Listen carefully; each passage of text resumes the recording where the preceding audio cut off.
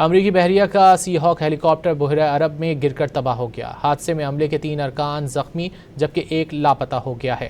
لاپتہ اہلکار کی تلاش کے لیے ہنگامی سرچ اینڈ ریسکیو آپریشن شروع کر دیا گیا ہے۔ سینڈ کام کے مطابق ہیلی کاپٹر پر سوار عملے کے دیگر 3 اہلکار محفوظ ہیں۔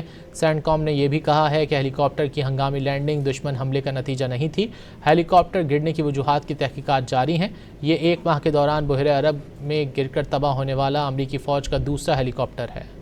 امریکی بحریہ کا سی ہاک ہیلی کاپٹر بحیرہ عرب میں گر کر تباہ ہو گیا۔ حادثے میں عملے کے 3 ارکان زخمی جبکہ ایک لاپتہ ہو گیا ہے۔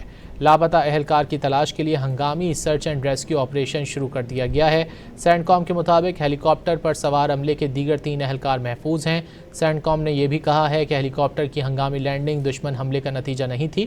ہیلی کاپٹر گرنے کی وجوہات کی تحقیقات جاری ہیں۔ یہ 1 ماہ کے دوران بحیرہ عرب میں گر کر تباہ ہونے والا امریکی فوج کا دوسرا ہیلی کاپٹر ہے۔